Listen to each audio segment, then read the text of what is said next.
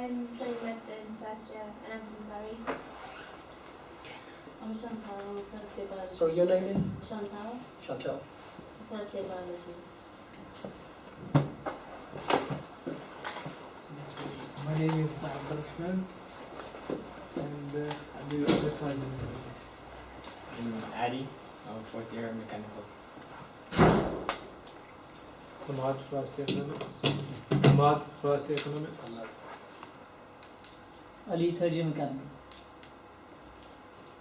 Shah, third year pharmacy. Hamza, first year physics. Okay. Assalamu alaikum and welcome to our session on Islamic controversies. You're all in your early 20s, so for the last 10 years, you've been hit probably with the most intense assault, attack, debate, critique of Islam that's probably happened over the last century. The most intense. This session, we're going to be discussing the controversies surrounding Islam. We're going to be looking a little bit about their histories, their causes, the people involved, what the agendas are. We're going to be working in small groups to look at some examples of a number of high-profile controversies that have appeared in the media, in the public debate, Oxford Union. And then towards the end, I'm going to look at contextualization, the power of narratives, and how you can look at controversies from a totally different perspective. So hopefully it'll be quite interesting, quite thought-provoking session. So, to start with, the aim. We're going to consider approaches that best address controversies and what to do about them. So the first question is going to be, what is a controversy? So anybody want to have a go at defining what a controversy is?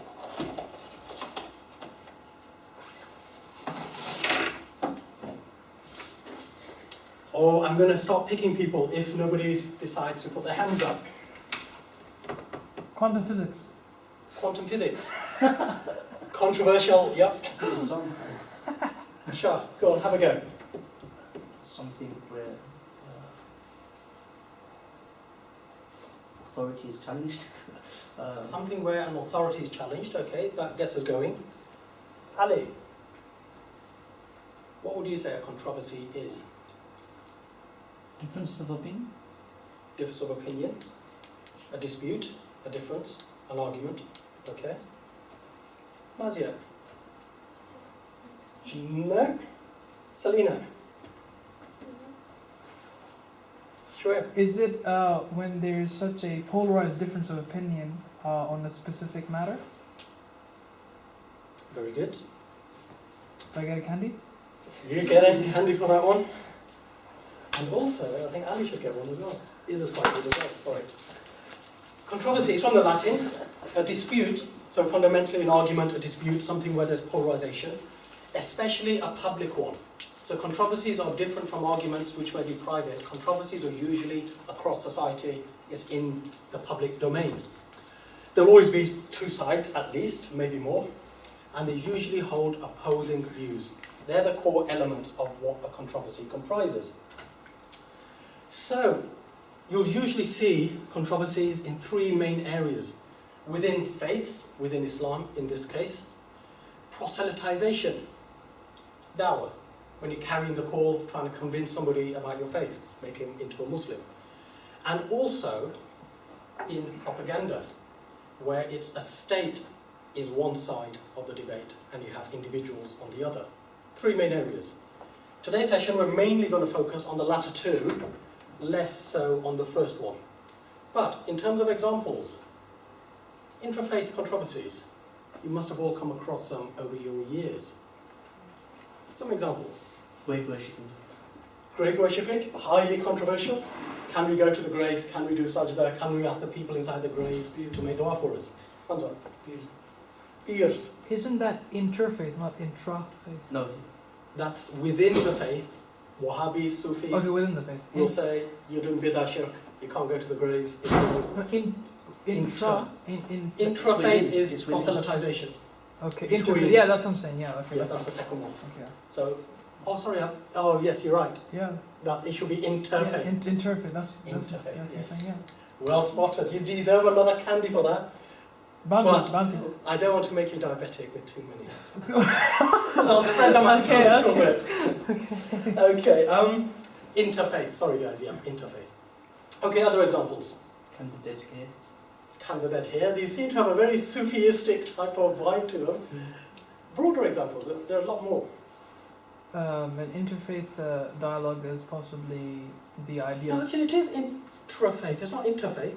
It is intrafaith, within the faith. Oh, you're talking about within the faith. Okay. Within the faith, Okay, yeah. I thought you wanted. This is intrafaith, this is interfaith. This is a the controversy second now. one. We've got a controversy on our. We have a controversy just on the terms of time. Okay. You've confused me. Okay. Okay, yes, it's within the faith. Okay. Yes. Okay. Let me give an example. The Sunni Shia debate. Yeah. Who should have been the Khalif after the death of the Prophet ﷺ? It's been raging for 1400 years, isn't it? Go on, what other examples are there? Science and evolution. Evolution. It's a debate within Islam. Do we accept evolution, or do we accept Adam and Islam as the first created man? Or do we accept a middle position? Okay, so those are examples of intrafaith. Interfaith, or proselytization, when you're trying to do dawah, convince other people. What are the kind of questions that arise in that context? The kind of controversies that exist? Interfaith. So let's see if one of the others can come up with something. Existence of God. Does God exist? Is the world material? Is it just Big Bang? Is there God or not? That's a interfaith. Excellent. Any other examples?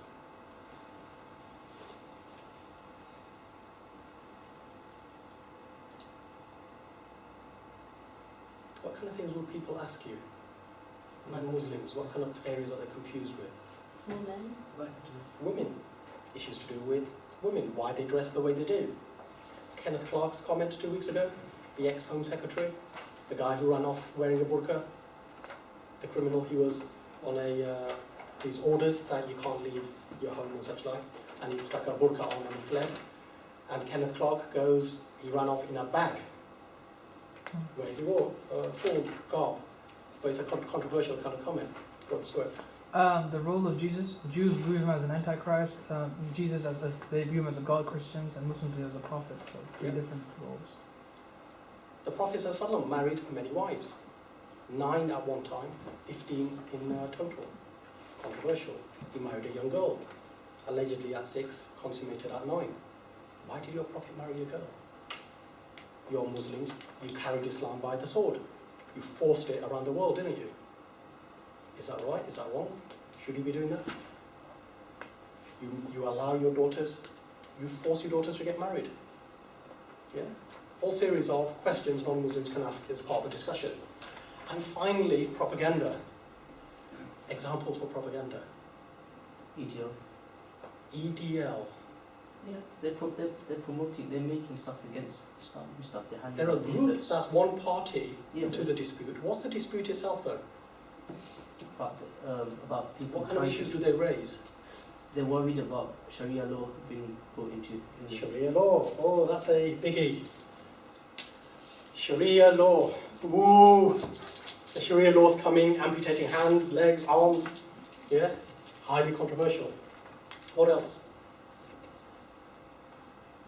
Just think of the headlines you've been reading over recent years. This should be the most obvious one. Suicide bombings. Suicide bombings. 9/11, 7/7. Yeah. Population demographics. Population demographics. Muslims going to take over because that's the religion. Muslims are going to take over. They're going to take over Europe. They're growing. Can I trade a candy? Yes, you can. Do Bounty, you have a bounty, please. bounty? We've got no bounties. We've got eclairs, Cadbury cream egg, caramel, fudge. Neither. Okay, that's fine. I'll take this. Okay. I'll trade this. Okay. Okay, so 3 main causes for these disputes. 3 main causes. Lies, distortions, and cultural values. So you usually find that there's 2 parties. So we've looked at the parties to the dispute. It'll either be another Muslim you're disputing with, it'll either be a non-Muslim you're chatting to, or it'll be the state. The state may be ministers, it may be media, it may be journalists, it may be social service workers, it may be a whole host of agents of the state. Even in schools, kids are now having to debate and discuss with teachers that girls, boys are equal. Homosexuality, there's nothing wrong with it. So they're having to engage with teachers who are required to promote these ideas and values. They're part of the state.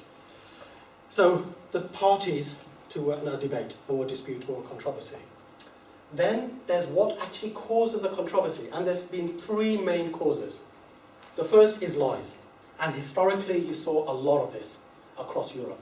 So for example, you found very frequently this lie from being promoted that Muhammad, he died 666. The chap who translated the Quran firstly into Latin in order to be able to attack it, Peter the Venerable in the 13th century, he wrote a book and he attacked Islam and used this as a basis. This was a pure fabrication and a lie. How would you respond to this? Chantel, the Prophet died in 666. I don't understand the question. Peter the Venerable, a Christian, Mm. 12th century Britain, well, he was in France to be honest, he claimed Muhammad ﷺ died in 666. What's the problem with this claim and how would you respond to it? Can anybody help, Chantel? Is it that 666 is interpreted as like satanic and Absolutely. 666 is a satanic term. The Bible, the New Testament, near the end is a book, a chapter called Revelations, predicting the future. And it's talking about how in the future the Antichrist will come, he will gather non-Muslims underneath him and fight the believers. And how will you know who the Antichrist is? You'll have a mark. And the mark of the Antichrist is 666. Very well known in Christian theology, in Christian tradition. So he made the claim that Muhammad, he died in 666, the 7th century. And look, isn't that the mark of the Antichrist, the devil? Doesn't that indicate this man is an Antichrist? He's an anti-prophet, he's not a prophet. That was his claim. However, it's a lie. Why is it a lie? What's wrong with the claim? The date. Yep, something wrong with the date. When did the Prophet ﷺ die? 623. When was he born? 570. 570, excellent. How old was he when he died? that's 63, so there's a difference of opinion. Okay, around 60, early 60s, isn't it? Yeah. So he was 40 when he became a prophet, so 570 he's born, 610 he became a prophet, 22, 23 years he was a prophet, so it'll be 630 something, isn't it? There's a gap of about 30 plus years, isn't it? So, clearly a lie. The factual historic record shows that Muhammad ﷺ didn't die anywhere near 666, he died in 630. 32, 33, 34, there's slight variation for early 30s. So that's a lie. And the problem with lies is that they can get caught out very easily today. Historically, they had some sustainability, people didn't move around. In a region, you spread it, it could last for decades, if not centuries, before getting caught out. You don't see them so often now. Another interesting example that was done by a very famous philosopher called Francis Bacon, 17th century. This year now into modernity, not into medieval era, but into even modernity. And he made a claim, he wrote in his book, he made up a story. He said that in Mecca, when the Prophet ﷺ came, he was debating with the Quraysh, they didn't believe he was a prophet. So he told them, tomorrow, and that mountain over there, you see, is going to come to Mecca, and I'm going to pray on it, and then it will move back. Tomorrow, all the Meccans came, all the mushrikeen came. They were waiting for this mountain to come. It didn't move. So Muhammad then went to the mountain and he prayed on top of the mountain. So this man was a charlatan. He made prophecies they didn't fulfill. If Muhammad claims a mountain will come to him, it doesn't. Muhammad goes to the mountain. It became a very famous comment, very famous phrase in European literature. What's the problem with this? What was the issue with this narrative? Anyone got any ideas? How would you respond to it? So There are no mountains. I don't think there are any. What's it called? Who's the count? Who said? Francis Bacon, No, look, how did he find out that someone said the mountain's going to Yeah, he made it up. yeah. I've never Yes, heard he of it. Yeah, challenges assumptions. It's a fabrication. yeah. It's a fabrication. There's no challenging of assumption. It's you're a liar. There is no hadith, there is no narration, nobody, you just made it up. You fabricated it, yeah? Absolutely. And there's loads and loads. One other one which caught my attention, I won't go through most of them, but it was one, it's picked up by a chap called Kenneth Mayer in his Mythology of Islam. And he goes that, you know the Muslims, they forbade alcohol and they forbade pork. Do you know what the reason is?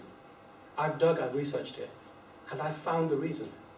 Their prophet, he was drunk one day, so sloshed out of his mind, out of his head, he was walking along, stumbling along, and he collapsed over a pig pen. Fell into the pen, hit his head, he died. And the pigs ate him up.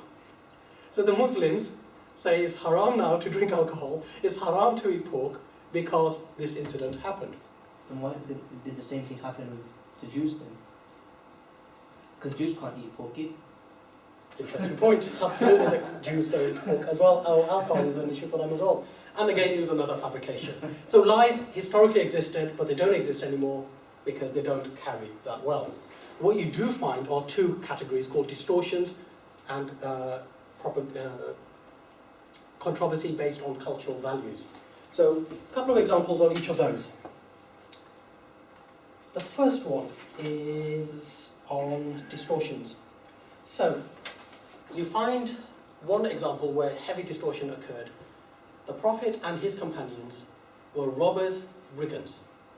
They would wait, when they were in Medina, they had an army now, would wait and lurk along trade routes. And as trade caravans would go along those trade routes, the Muslims would attack them. Rob, steal, kill people. This is how Islam and Muslims made their wealth. Nothing but robbers.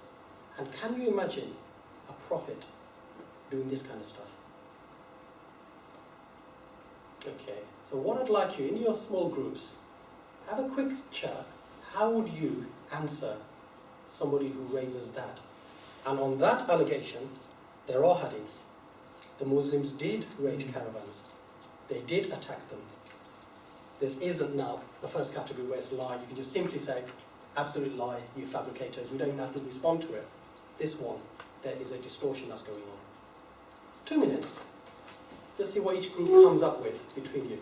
How would you answer this if a non-Muslim raised it? So, the context that he's talking about, that's the other. Last group, So, between yourselves, these two between themselves. so basically, it's Sufyan's kind of like leaders, and basically, he's a caravan. He's caravan. Yeah, it was going to Sudan, and basically, That's Coulson Richardson. huh? They only wanted to invade the What, caravan. is the examination paper now? And they It's ended from up. book of Coulson Richardson. Oh, whiteboards. Those diagrams. Oh, reminds me of school. This is from a very famous paper called Coulson Richardson. 6 volumes. Actually, there is no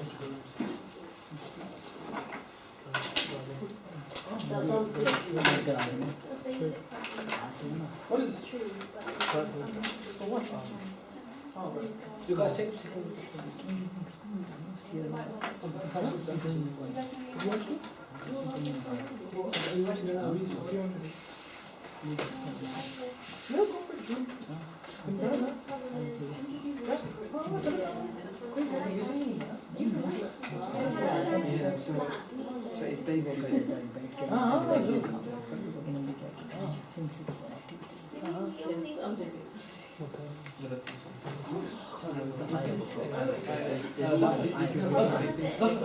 What time is it finish?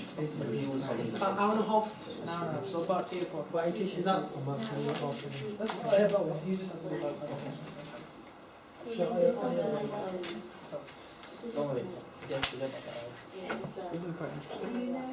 It's about an hour and a half, is it? Yeah. It's about an hour and a half. Yeah, that's what.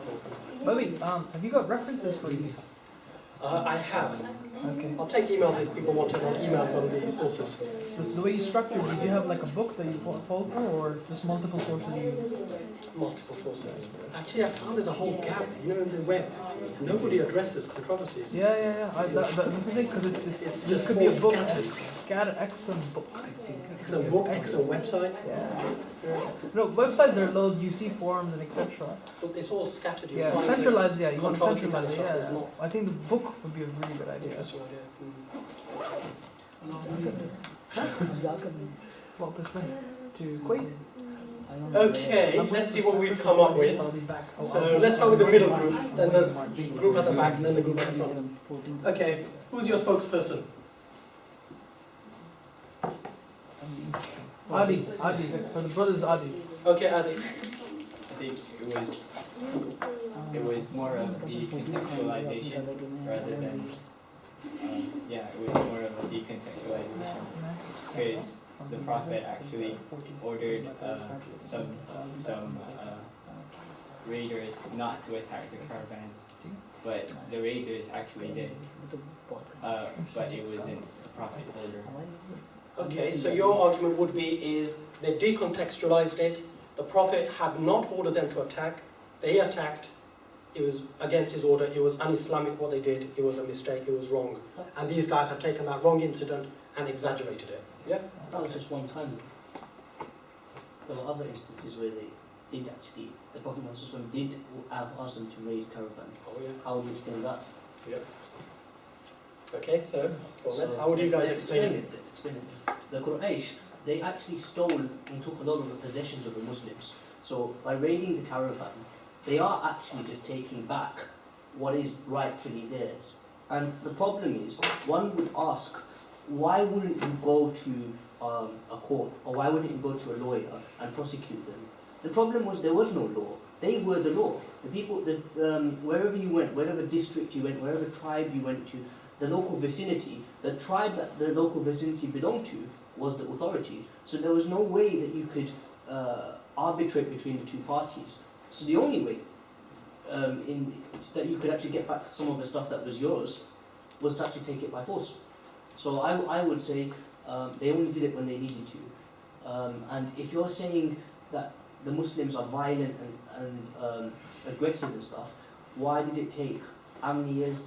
Like 13 years they couldn't do anything, and then you had the Battle of Badr. Okay, that's So your that's what I'd explain. explanation. Okay, the girls.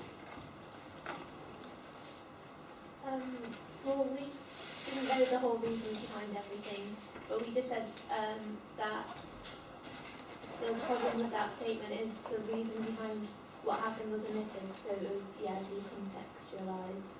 We didn't know the context of it. Okay. He said it. Spot on. The Muslims were forced to migrate from Mecca to Medina. They left all their possessions behind. They weren't allowed to sell their homes, they weren't allowed to take their wealth. The Quraysh kept it all.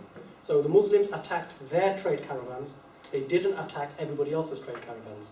It was, you've taken our wealth, we can take it back. And we are a state, you are a state. You've done injustice to us, we're taking back what is rightfully ours. It's a simple explanation.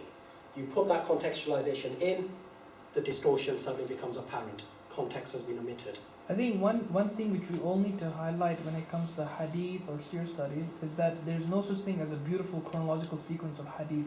All of these are bits and bobs that have been scattered here and there. And sometimes we only have partial captures of the events themselves. So there's a lot of fill in the blanks sometimes. So I think especially when we have non-Muslims looking into this, we need to make sure that don't just take one event and then blow it out of proportion. You have to look at things holistically and then also look at what the traditional commentaries have spoken about these events. Yes, thank you. Another example is the allegation that Muslims committed genocide against the Jews. And the example that's brought, very famous, most Muslims generally are aware of if you read the Seerah. The Muslims, the Prophet sent an army to a tribe just outside Medina called Banu Qurayza. And what did they do to these people? They killed all the men, and the women and children were sold or were put into slavery. How awful is that? How barbaric is that? You're killing all the men and enslaving women and children, and a prophet is ordering that? How do you address that? How do you deal with that? Anybody? Just a show of hands for anyone who thinks they could address that. 1, 2, 3, 4, 5. Okay, not bad. Okay. Abdurrahman, why don't you have a go? Let's hear your explanation. I'd say it's because the Banu Qurayza were going to do a very fatal mistake to the Muslims because they've not kept the agreement that they've made with the Muslims. They were going to allow Quraysh to enter Medina through the Banu Qurayza. Okay. Ali, anything you want to add to that? If you commit treason anywhere you regard, you kill. They committed treason on several accounts. The Jews, of the main tribes, they committed treason. In each of the wars, they used to go and side with the other party and try to cause harm to their own community. Like they were part of the community, so it's their own community, basically. Okay. Suhaib? Shway, Sorry, Shoaib. So I think there was a stage-by-stage process. Like even this was the final point. Where before this, there were actually several things that happened. So they violated once the treaty of Medina at one instant, and they were then exiled. One of the tribes were exiled, and I think there was another event that took place. And then this was the final event that happened when they especially committed treason when in the middle of warfare. So I think because of that, I mean, and you also have to understand that the Prophet didn't decide it. It was one of their own men he allocated for them to ascribe the punishment for them as well. Okay. Excellent. Very briefly, in Medina, they were attacked by 10,000 Arabs. The Quraysh, the Meccans, had organized an alliance of tribes to come and attack. The Muslims, the Medina is surrounded by mountains. There's one frontal area which was open, so they dug a trench to prevent the enemy attacking. The enemy were encamped for nearly a month. They couldn't breach that. So what they then tried to do was do a deal with one of the Jewish tribes which was set near the backwaters that let us in so we can attack the Muslims and slaughter them all. Banu Qurayza, a Jewish tribe, agreed. They did a deal with them. When the Muslims heard about it, it was panic that if they get in, they will slaughter all of us. They had to do a ruse. They had to do a major political maneuver to be able to break this agreement. And when the agreement was broken, the Quraysh couldn't defeat them. They actually pulled back. They all went back. The Banu Qurayza were then, something had to be done with them. So the Prophet sent an army that now this tribe, which has committed treason, would have had us all slaughtered, capital punishment needs to be applied. And they even gave the Jews the offer that you can pick the person who will judge you. And they picked an old ally who had now become a Muslim, Sa'd bin Muaz, saying that, okay, we would like this man to make a decision, what happens to us. Now, they knew what the consequences were of treason, that normally your men are slaughtered, the women are enslaved. That was customary.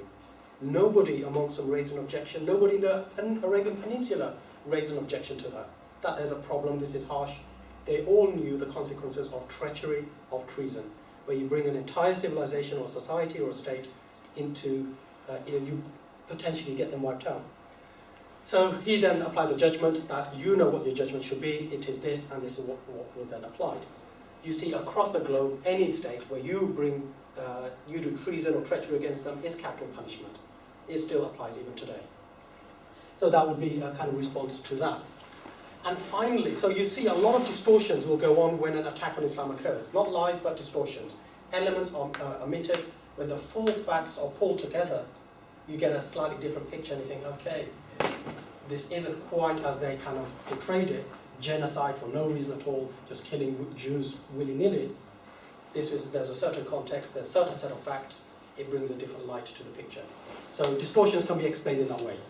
Finally is cultural values. So in cultural values, what happens is where you are living in a society where you've got a whole set of values, whole set of how you decide right or wrong, what's acceptable, what's not acceptable, and you're judging another society or civilization by your values, ignoring the fact that they've constructed their society maybe on a totally different basis. So Europe is built on Judaic Christian values. Historically, that's what they had. For the last 500 years, they've changed those. They've dropped Christianity from political rule. It's not deciding values and how society is organised, pretty much for the last 500 years.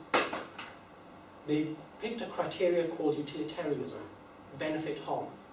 Most of you who've been through school will have heard of it. Let's look at the pros, let's look at the cons. Let's look at the benefits, let's look at the harms. This is how they decide right and wrong, not based on what God says.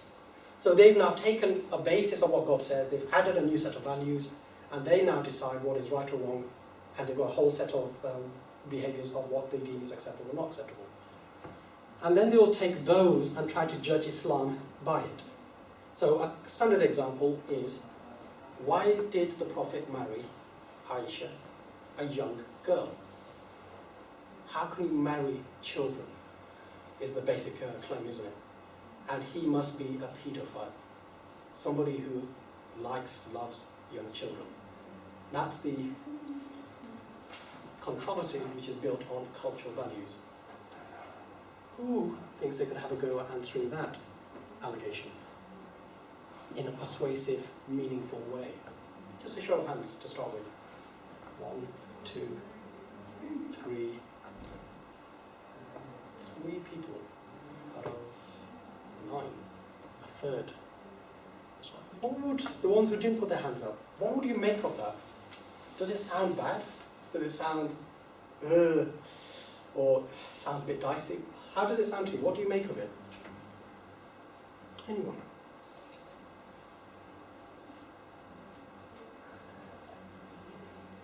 Hamid? How we look into it? Sorry? How we look into it? Not a problem, you don't need to have looked into it. I've just summarised the Prophet he married. According to Imam Bukhari, it's narrated, Aisha was 6 years old. And she went to his home when she was 9. So betrothed to him, and then she went to his home and it was consummated after that. How would you explain that? Not even if you don't explain it, does that sound okay to you, to start with? A young girl married to a 50-year-old man. It depends what you mean by marriage. Hi, have you got this room booked? Yeah. Until what time? Until 8, I think it is. 8 p.m. Okay, because we normally have Buddhist Society in here from 7 till 9, but I'll go talk to the porter. Okay. Right, thank you. Sorry to interrupt. No, it's okay. Okay. Shah, how would you explain it? Okay, to start, let's look at the lifespan of an Arab living at the time of the Prophet Muhammad. Let's say the maximum is about 50. Generally, it could go a little bit higher, but let's just say for the sake of argument, it's 50. You haven't got very long. You haven't got very long to live. Okay. And the other thing is, how do you know that the postmenopausal age will actually be the same as it is right now? Because a lot of people, they go into menopause at 30.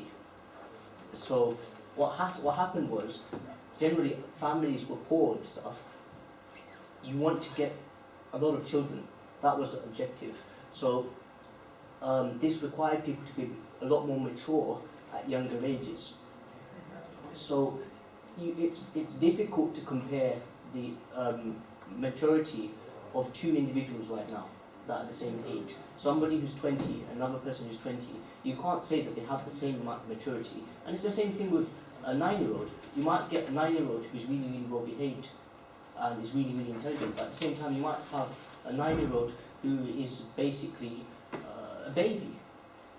And that's why it's very, very big to generalize like that.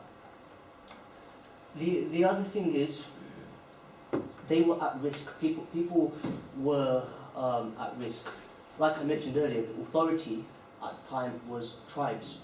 So that's another thing that actually reduces the lifespan of people, because people are in danger. And Okay, it's so it's a a little reason- bit long. it's- I'm it's a losing track of it's a what reason- it's your a reason- answer is. it's a reason. So these are- condense it a little the- bit, Shah. all of the Your above. key answer to... All of above are reasons to hasten marriage, to make it early. The other thing I wanted to mention quickly was, he wasn't a paedophile because he also married his first wife, Khadija, radiallahu ta'ala anha, was 40, another opinion 28, but still quite old. And the other wives were widows. If he really, really was a paedophile, all of his wives would be 9 years old or younger than that. And that's probably what I'd say. To be my answer. Okay. I think the argument comes back down to your reference points. So if in this culture, for instance, the idea of eating a dog is ridiculous, but in China it's socially very good. It's actually a delicacy there. Yes. In the cultural reference of Arabia, you have to understand that the Quraysh wanted to use every single opportunity to assassinate the character Prophet Muhammad. They called him a madman, poet, sahir, so a magician, etc. But not once did they ever call him a pedophile. And this tells you that it was socially acceptable for that sort of arrangement to happen. Absolutely. It comes down, how are we deciding who is an adult, who is a child? There's nothing empirical. There's no science that will define this.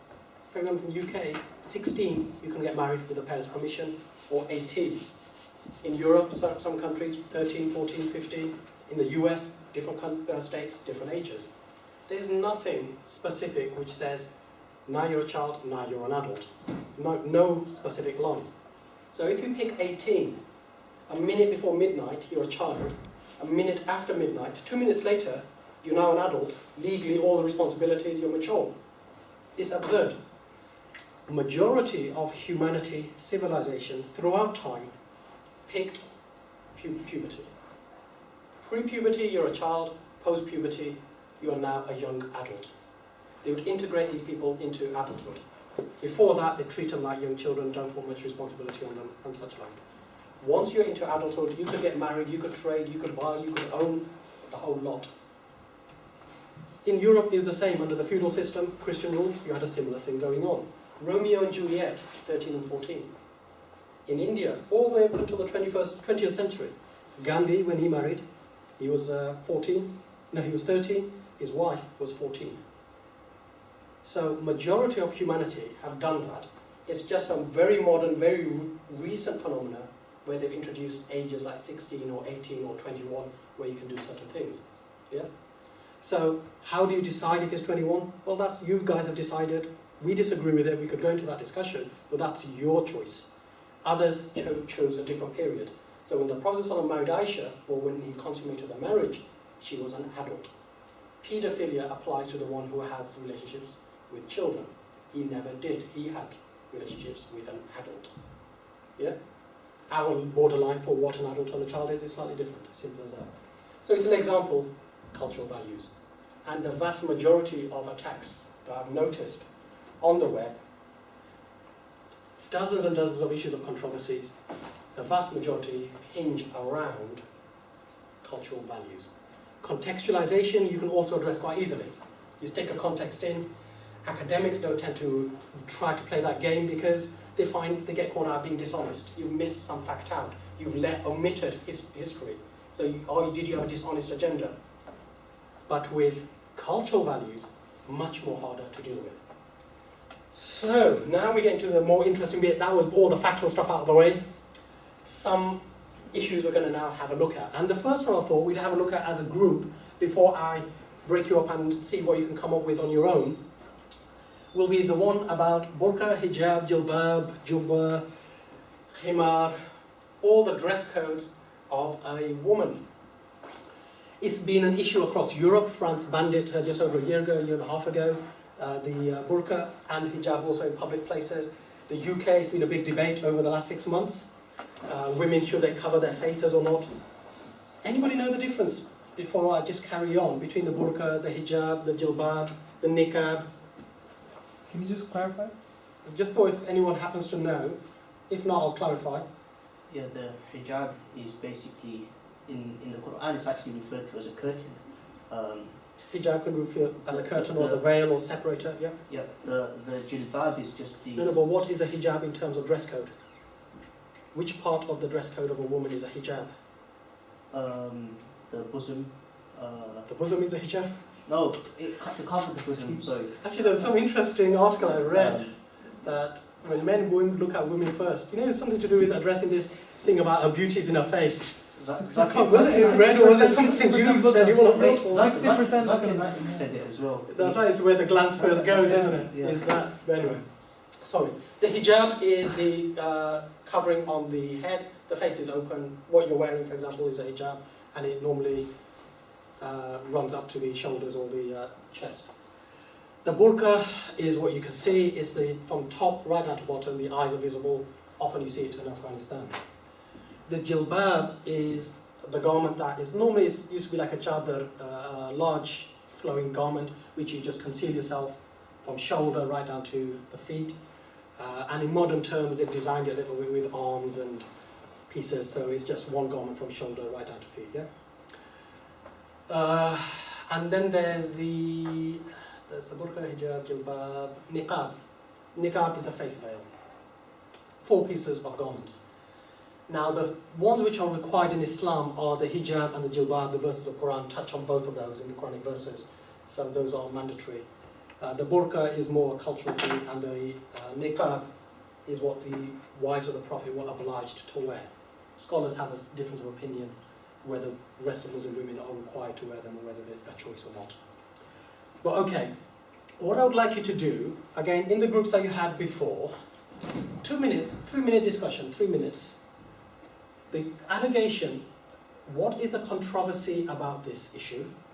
What problem do the Europeans have with dress codes of Muslim women?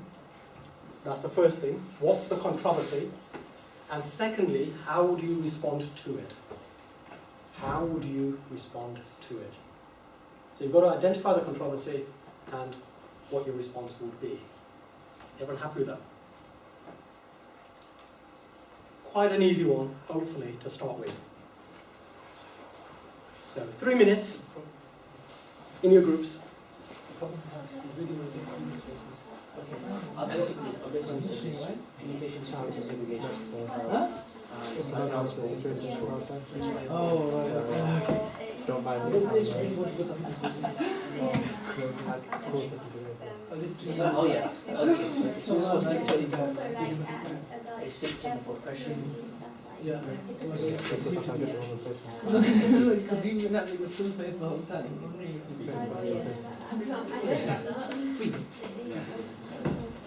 Let's come up with what's the controversy. Communication, security, segregation, and possibly symptom of oppression.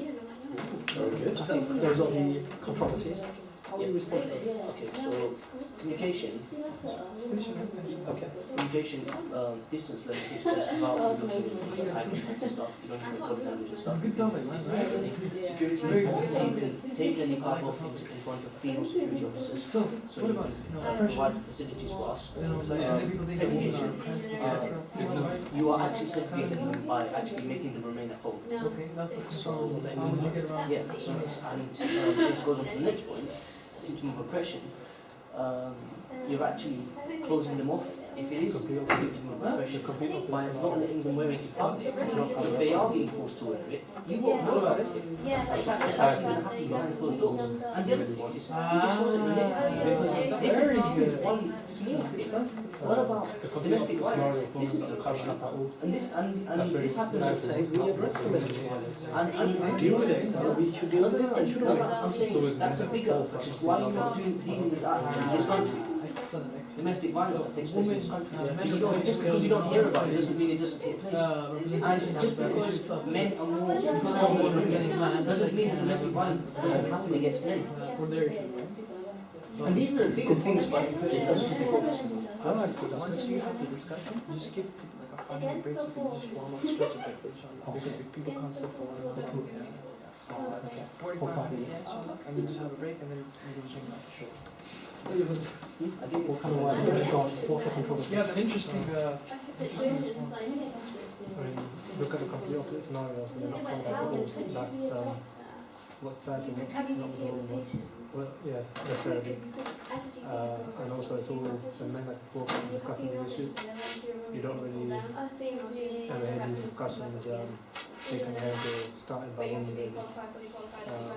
So it shows what's the real reason for the discussion. Excellent. Quantum physics, really? The Bob has a